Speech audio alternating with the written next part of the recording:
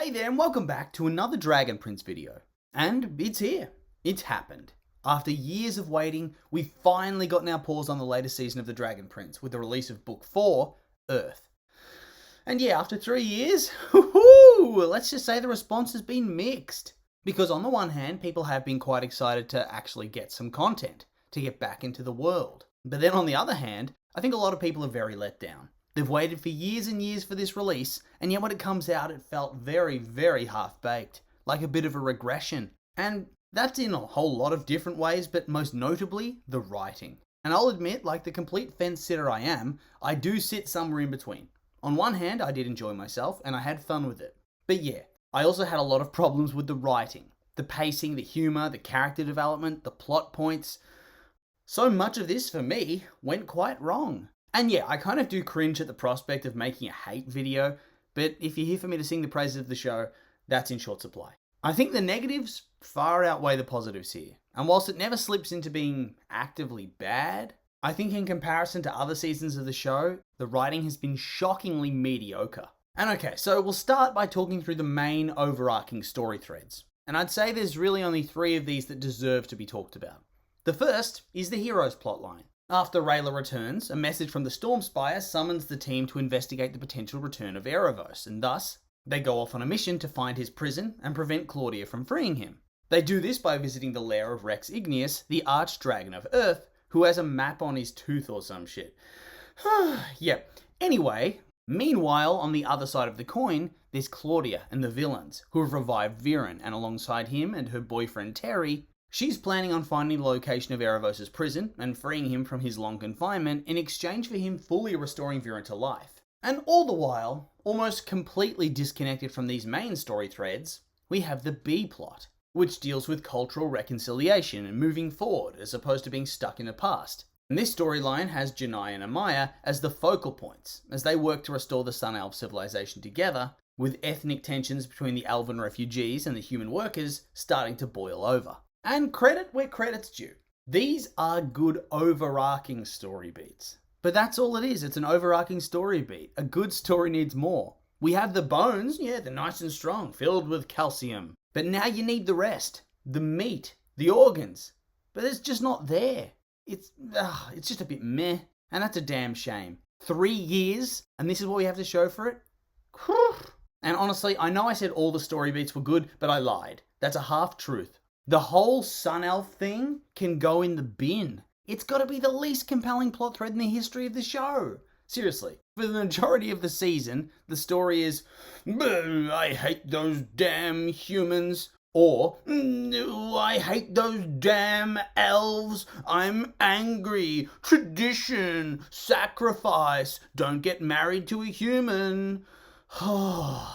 Her brother spends the entire season complaining. Then he tries to enact a coup in like the last episode and gets clapped in what? A couple of minutes at best? So really, what the hell was the point of this storyline? It was quite literally filler. It had nothing that tied it back to the main plot other than Janai's grandmother being the peacekeeper for the dragons after the old queen died. And of course, it's revealed that she went missing, likely at the hands of Erebos. But that was all in an exposition dump, and we mostly knew it all anyway. So really, and I think this is the universal opinion, this part of the story sucks ass. Oof! And honestly, I think the story would have been much better served by not having Rayla come back to the group so quickly. Instead, she could have had the third storyline. Perhaps one part that dedicates an episode to showing Rayla on her own, in the vein of the Zuko Alone episode. That's a classic. Maybe an episode that actually recapped what happened in their graphic novel, because let's be real, the casuals did not read that shit. Plus, it just gives her something to do apart from being lost in the shuffle of the rest of the story. Because, once again, let's be real, and we'll come back to this later, she had next to no relevance this season whatsoever.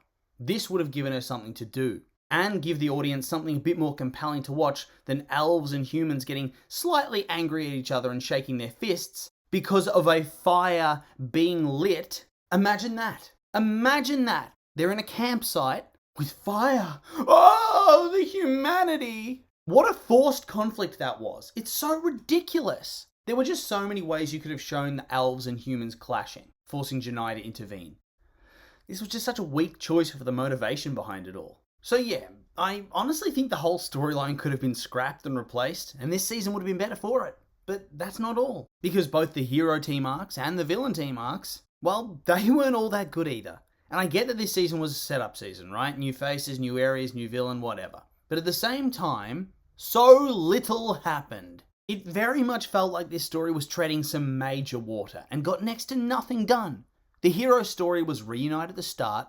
Oh no, it's the evil guy. Exposition dump. Time to go find this other dragon. Exposition dump. Brief battle. The end. The villain storyline was very much the same. Reunite. New characters. I enjoyed Terry, even if some of the jokes were a bit... Sure, okay. Then there's the weird moth golem thing. He was fun, if a little bit disappointing. It's like they said, hey, we want a cute, non-talking, goofy character for the villains, like the heroes have. After all, they get Zim. But instead of making him a cute dragon kind of thing, let's make him a weird, ugly moth hybrid monster. But yeah, he was fun. But beyond that, the rest of their story is pretty dull and slow. Steal the staff, birth the moth creature, go find the dragon to find the map to Erebos. That's it. That's the whole season. I mean, there's a full episode of climbing a fucking mountain. Jesus. And on top of that, another general complaint I have is just the tonal shift between the seasons. It really felt like they laid on the humour quite thick. Like majorly thick. And for some reason they decided that the humour really belongs the most in the villain scenes. They were just so heavily infused with jokes. I felt like this arc would have been the best way to explore discussions of morality within the story, using Viren's new clarity going up against Claudia's newfound fanaticism. Instead, it was, his farts smell like rain. New character, let's make him a giant moth toddler who can't talk and is very silly. Yes, sure. And it's pretty much the same for the heroes. Why bother exploring more serious topics when we can shoehorn in a joke? And honestly, I don't think I'd even care if all the jokes were funny. But the majority of them, at best, get a nose exhale. You know the one I mean, the classic... Although, that being said, I did very much appreciate when Callum accidentally blew up the jelly tart. Classic humour. I love shit like that, where the dialogue suddenly cut off by something exploding. Like that episode in The Simpsons where Bart shakes up Homer's beer on April Fools.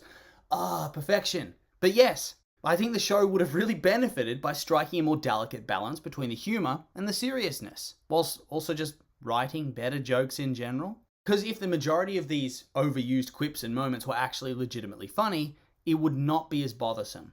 But oftentimes it just felt cringy. Ugh. And so yeah, those are probably my major overarching complaints. The story's badly paced, and the script is really not that impressive. But that ain't all, because the majority of the characters are also just not well handled. So okay, we have Callum, who's our protagonist and romantic lead. He basically just treads water this season.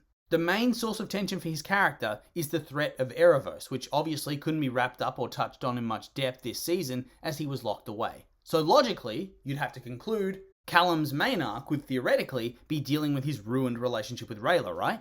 Right?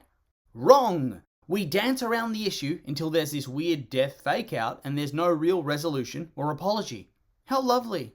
And then on the other side of the coin is Rayla, who, yeah, she majorly sucks this season. They bring in her character, they do not explain her absence in any real depth and just expect you to have read that book. And it's like, no, actually, put your necessary story in the show, please.